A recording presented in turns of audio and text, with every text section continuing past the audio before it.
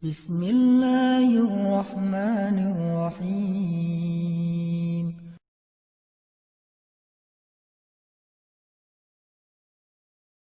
Bismillahirrahmanirrahim. Assalamualaikum warahmatullahi wabarakatuh. Hari ini saya pengen ngajak teman-teman semuanya merenungkan kisah cintanya putri Rasulullah SAW yang bernama Zainab bintu Rasulillah. Kalau cerita dari Sayyidah Fatimah kita sering mendengar, Sayyidah Aisyah kita sering mendengar. Tapi bagaimana dengan kisah Sayyidah Zainab bintu Rasulillah? Zainab anaknya Rasulullah SAW. Ada sebuah kisah cinta Zainab yang sangat inspiratif dan mudah-mudahan menjadi penyemangat buat para jomblo fisabilillah dan yang udah menikah juga untuk bisa meniru ketulusan dari cinta Zainab dalam kehidupan beliau. Suatu hari seorang laki-laki yang bernama Abul As datang ke rumah Rasulullah SAW untuk melamar Zainab. Dia mengatakan, "Wahai Muhammad, saya ingin melamar putri engkau yang bernama Zainab." Kemudian Nabi mengatakan, "Saya tidak akan menikahkan dia sebelum saya bertanya pendapatnya." Lalu Nabi bertanya pendapat Zainab, "Wahai Zainab, engkau kenal Abul As?"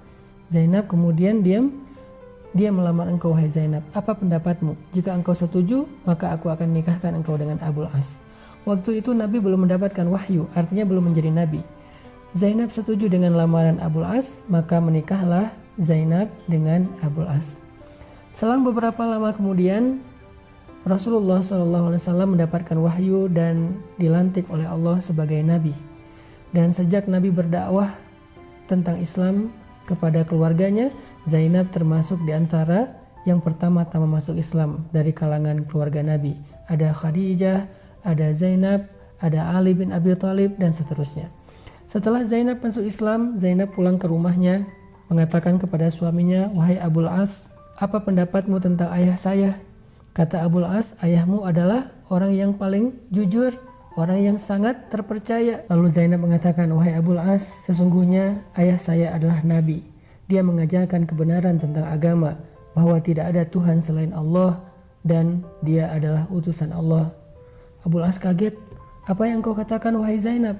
"Wahai Abul As, apa yang disampaikan ayah saya adalah kebenaran, dan saya pun telah meyakini kebenaran itu bersama ibu saya Khadijah. Jika engkau berkenan, marilah ikut dengan saya. Kita sama-sama belajar tentang kebenaran ini untuk mengikuti Rasulullah SAW." Kemudian Abul As mengatakan, "Saya tidak ada urusan dengan omong kosong ini. Sesungguhnya saya tidak suka kepada orang yang telah mencela nenek moyang kita, mencela sesembahan kita, dan membuat kekacauan di tengah-tengah kaum kita." Akhirnya Abul As membiarkan Zainab dengan agamanya, sedangkan Abul As sendiri tidak mau memeluk Islam. Zainab terus berusaha untuk memahamkan suaminya tentang kebenaran Islam, walaupun Allah mentakdirkan belum memberinya hidayah. Sampai akhirnya turunlah perintah kepada Nabi untuk berhijrah. Ketika kaum muslimin satu persatu berangkat berhijrah ke kota Madinah, dan yang terakhir Rasulullah SAW juga dapat perintah untuk berhijrah bersama Abu Bakar, Zainab bertanya kepada Rasulullah, "Ya Rasulullah, apakah saya perlu berhijrah ke kota Madinah sedangkan suami saya masih dalam keadaan belum beriman?" Nabi mengatakan, "Wahai Zainab, tunggulah, tetaplah kamu bersama dengan suamimu di kota Mekah." Akhirnya Zainab dengan berat hati harus menetap di kota Mekah bersama dengan suaminya, dan dia terpisah dengan ayahnya tercinta Rasulullah SAW. Selang setahun kemudian terjadilah perang Badar. Dalam peperangan itu Abul As keluar bersama dengan pasukan kaum musyrikin untuk memerangi Nabi SAW. Makanya perang Badar itu termasuk perang yang paling berat bagi kaum muslimin. Di antara mereka memiliki saudara yang berdiri di barisan musuh, berdiri di barisan kaum musyrikin. Ada ayah yang harus berperang dengan anaknya, ada paman yang harus berperang dengan ponakannya, ada mertua seperti Rasulullah SAW yang diperangi oleh menantunya sendiri. Sehingga perang Badar menjadi ujian yang paling berat bagi kaum muslimin. Setelah terjadi perang, dan kita tahu perang Badar Allah memberikan kemenangan yang besar bagi kaum muslimin, ternyata Abul As termasuk di antara orang-orang yang ditawan di antara tawanan-tawanan di kota Madinah. Kemudian sampailah berita ke kota Mekah tentang penawanan Abul As kepada Zainab bintu Rasulillah. Zainab menjadi sangat bersedih di kota Mekah. Di satu sisi dia merasa bahwa yang ikut berperang ini adalah suaminya, Tetapi di sisi yang lain yang diperangi adalah ayahnya. Zainab bingung bagaimana cara menebus Abul As sedangkan Zainab tidak punya harta, mereka termasuk orang miskin. Sampai kemudian Zainab mencari sesuatu untuk bisa menebus suaminya kepada Rasulullah, maka dia mengirimkan sesuatu yang sangat berharga kepada Rasulullah di kota Madinah.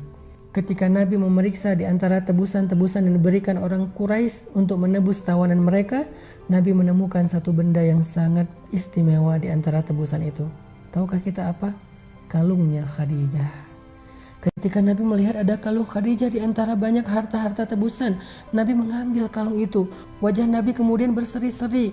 Nabi kaget, ini milik siapa? Ini milik siapa? Nabi mengatakan, wahai kaum muslimin, siapakah yang memberikan kalung ini kepada kalian? Orang-orang mengatakan, ya Rasulullah, itu adalah tebusan untuk Abul As dari istrinya. Nabi kemudian menitikkan air mata. Nabi tahu ini adalah kalung Khadijah, tetapi sekarang diberikan oleh Zainab untuk menebus suaminya. Dan harta itu ketika dijadikan sebagai tebusan bukan lagi menjadi milik pribadi Nabi, tetapi milik kaum muslimin. Dan Nabi merasa sangat sedih, kalung dari seorang perempuan yang Nabi tidak pernah bisa melupakannya harus dijadikan sebagai harta milik umum dan tidak lagi menjadi milik pribadi Nabi. Bukan karena dia berharga dan mahal, tetapi dia penuh kenangan. Nabi menangis. Kemudian Nabi berkata kepada para sahabat, wahai sahabat-sahabatku, kalung ini adalah milik istriku Khadijah. Apakah kalian rela seandainya kalung ini dikembalikan kepada Zainab? Atau jika kalian merasa enggan, maka aku akan biarkan kalung ini menjadi harta tebusan. Semua mereka sadar dan mengatakan, ya Rasulullah, kami tidak akan mengambil sesuatu yang berharga di hatimu. Biarkan itu kembali kepada Zainab bersama dengan suaminya Abul As. Akhirnya Nabi tersenyum dan bahagia kalau itu dikembalikan kepada Zainab. Lalu Nabi mengatakan kepada Zainab dalam pesannya melalui Abul As, wahai putriku Zainab, jangan pernah engkau menggadaikan kalung ini untuk siapapun karena ini adalah milik Khadijah. Ini adalah cinta Nabi kepada Khadijah. Kemudian tidak lama setelah itu turunlah perintah dari Allah Subhanahu wa taala untuk menyuruh Zainab bercerai dengan Abul As.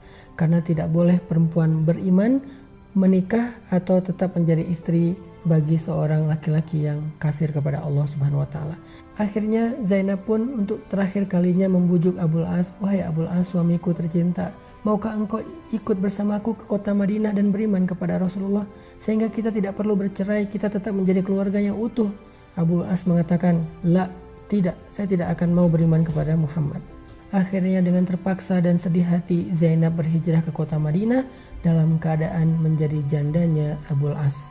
Sampai di kota Madinah, Zainab dilamar oleh banyak laki-laki selama 6 tahun berturut-turut. Satu persatu datang ke rumah Nabi melamar Zainab karena mereka tahu keistimewaan dari putri Rasulullah. Semua mereka ingin menjadi menantunya Rasul, tetapi semua lamaran itu ditolak oleh Zainab. Kenapa? Zainab belum bisa melupakan Abul As. Zainab masih berharap suatu saat Abul As akan datang untuk merujuknya dan masuk Islam. Sampai suatu hari Abul As bersama rombongannya berangkat ke Syam untuk berdagang. Pulang dari perdagangan terjadi peperangan antara Abul As dengan kaum muslimin di dekat kota Madinah. Peperangan kecil.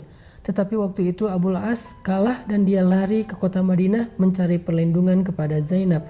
Dia bertanya ke setiap orang, di manakah rumah Zainab? Ketika dia menemukan rumah Zainab, di waktu subuh dia datang mengetuk pintu rumah Zainab. Ketika Zainab membuka pintu rumahnya, dia melihat Abul As, mantan suaminya, ada di depan pintu rumahnya. Sehingga Zainab penasaran dan bertanya, wahai Abul As, apakah engkau ingin masuk Islam dan ingin merujuk aku? Kata Abul As, tidak wahai Zainab, aku meminta perlindungan kepadamu seandainya engkau masih menganggapku sepupu dan ayah dari anak-anakmu. Kemudian Zainab berangkat ke masjid untuk sholat subuh. Lalu selesai sholat subuh, Zainab berdiri dan mengatakan, wahai Rasulullah, wahai kaum muslimin, aku meminta perlindungan untuk Abul As.